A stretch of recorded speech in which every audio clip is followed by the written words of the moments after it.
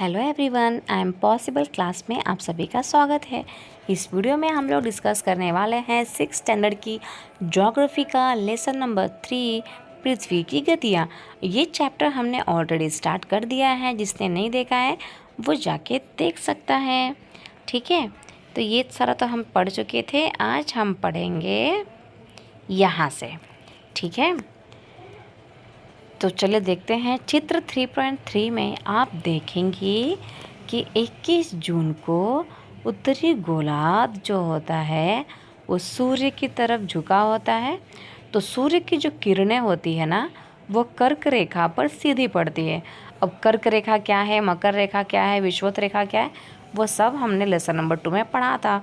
तो I hope आपको कोई भी कन्फ्यूजन नहीं होगा। तो ये हमारा विषुवत रेखा है। उत्तर की तरफ ये जो होता है 23.5 डिग्री पे, ये होता है हमारा कर्क रेखा।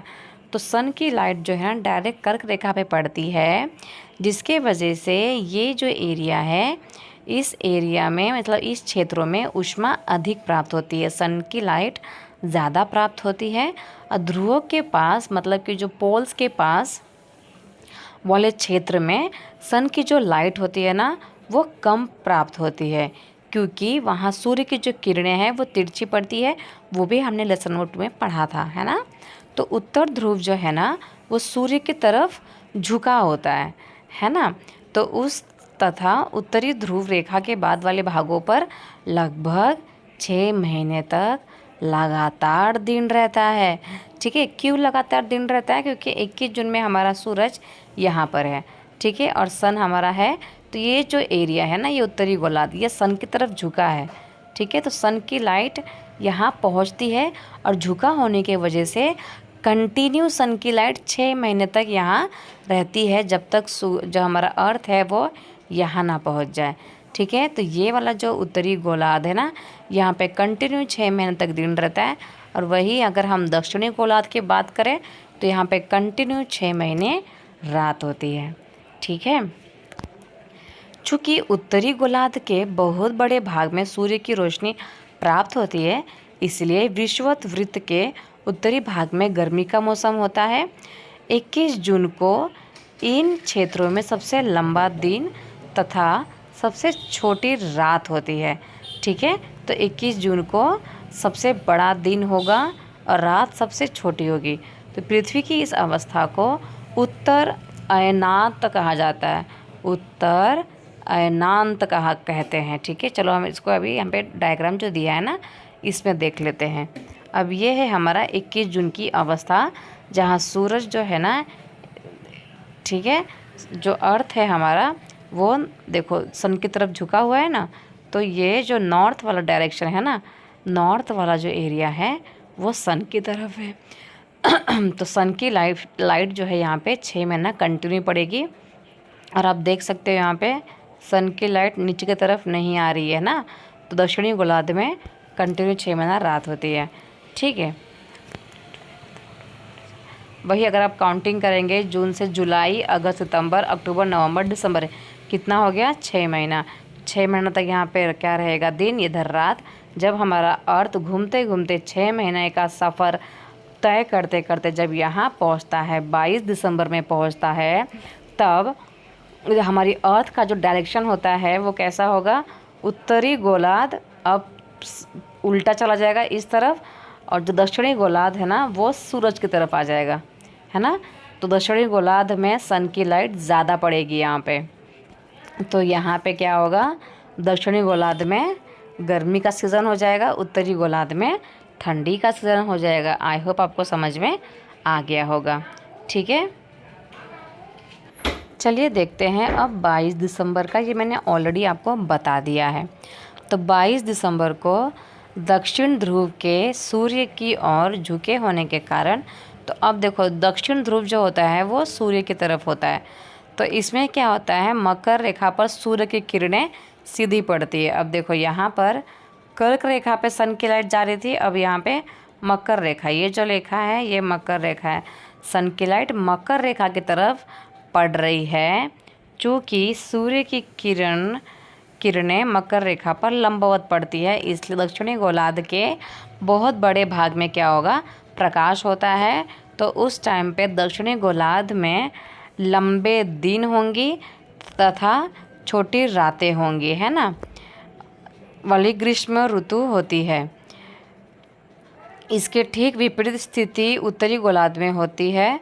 पृथ्वी की इस अवस्था को हम दक्षिण अयनांत कहा जाता है। ठीक है, क्या कहा जाता है? दक्षिण अयनांत कहा जाता है। क्यों दक्षिण अयनांत?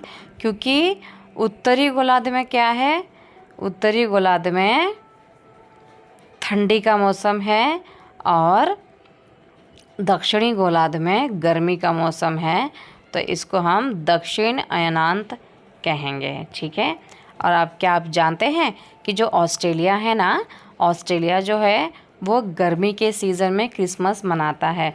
हम लोग सब लोग ठंडी के सीज़न में मनाते हैं ना, बट यहाँ पे गर्मी की सीज़न दिसंबर में आता है, इसलिए ऑस्ट्रेलिया जो है गर्मी के सीज़न में क्रिसमस मनाता है। ठीक है, चलिए अब देखते हैं नेक्स्ट पैराग्राफ। अब यहाँ पे बात होगी 21 मार्च की और 23 सितंबर की। तो इस टाइम पर सूर्य की जो किरणें होती है वो विषुवत वृत्त पर सीधी पड़ती है। ठीक है, जब हमारा सूर्य यहाँ होगा और जब हमारा पृथ्वी यहाँ और यहाँ होगा। ठीक है, यहाँ का हम पढ़ चुके हैं और यहाँ का भी पढ़ चुके हैं। इधर 21 जून, यहाँ पर 22 दिसंबर, है ना। अब यहाँ पर 21 मार्च और ऊपर 23 सितंबर और इधर 21 मार्च। ठीक है, अब इसमें देखो क्या है, यहाँ पर इक्वेटर पे मतलब जो विषुवत वृत्त है ना, यहाँ पर सूरज की लाइट डायरेक्ट पड़ती है इधर। ठीक है, विषुवत वृत्त पे। तो यहाँ पर डायरेक्ट पड़ने के वजह से इधर भी सूरज की लाइट सेम मिलती है और इधर भी सेम मिलती है। तो ये सेम मिलने की वजह से इस अवस्था में कोई भी ध्रुव जो है सूर्य की ओर नहीं झुका होता है। ठीक है, तो इसलिए यहाँ पे पूरा पृथ्वी पर रात और दिन बराबर होता है। ठीक है, रात और दिन क्या होगा यहाँ पे? बराबर होगा। इसे हम विषुव कहा जाता है। जैसे कि मैंने आपको पहले बताया था, इक्विनॉक्स इंग्लिश में क्या बोलते हैं? इक्विनॉक्स बोलते हैं। ठीक है, क्या कहा जाता है इसको? इक्विनॉक्स। हिंदी में कहा जाता है विषुव। ठीक है, और वही अगर हम 23 सितंबर की बात करें तो यहाँ पे उत्तरी गोलार्ध में शरद ऋतु होती है। मतलब ऊपर वाला जो एरिया है इसमें ठंडी का सीज़न होता है, जबकि दक्षिणी गोलार्ध में वसंत ऋतु होती है। दक्षिण की बात करें तो यहाँ पे वसंत ऋतु होती है। ठीक है, तो 21 मार्च को स्थिति इसके विपरीत होती है। जब उत्तरी गोलार्ध में वसंत ऋतु है, दक्षिणी गोलार्ध में क्या होगा? शरद ऋतु। और जब यहाँ पे वसंत ऋतु है तो उत्तरी गोलार्ध में क्या होगा? वसंत ऋतु। ठीक है, तो ये उल्टा होता है।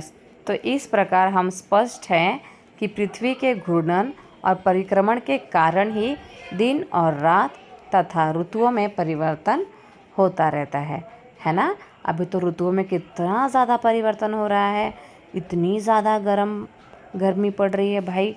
51 तक टेम्परेचर जा चुका है, 50 तक टेम्परेचर जा चुका है।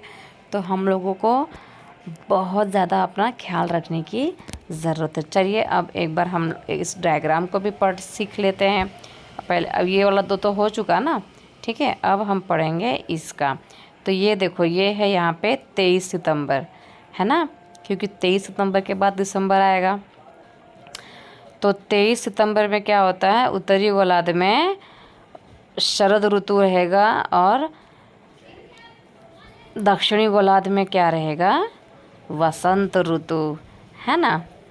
यहाँ पे शरद ऋतु मतलब क्या? अभी बारिश जो है ख़त्म होकर ठंडी का मौसम आने वाला है और फिर यहाँ पहुँचते पहुँचते शीत ऋतु आ ही जाती है। तो यहाँ पे क्या होता है? 23 सितंबर के दिन डे और नाइट सेम होते हैं। उसको हम लोग क्या कहते हैं? क्या कहेंगे इसको हम लोग? ये हिंदी में थोड़ा सा दिक्कत हो जाता है, विषुव कहा जाता है इसको। क्या कहा जाएगा? विषुव। ठीक है, अब यहाँ पे 21 मार्च की बात करें तो यहाँ पर भी सन की लाइट जो है वो विषुवत रेखा पे पड़ेगी।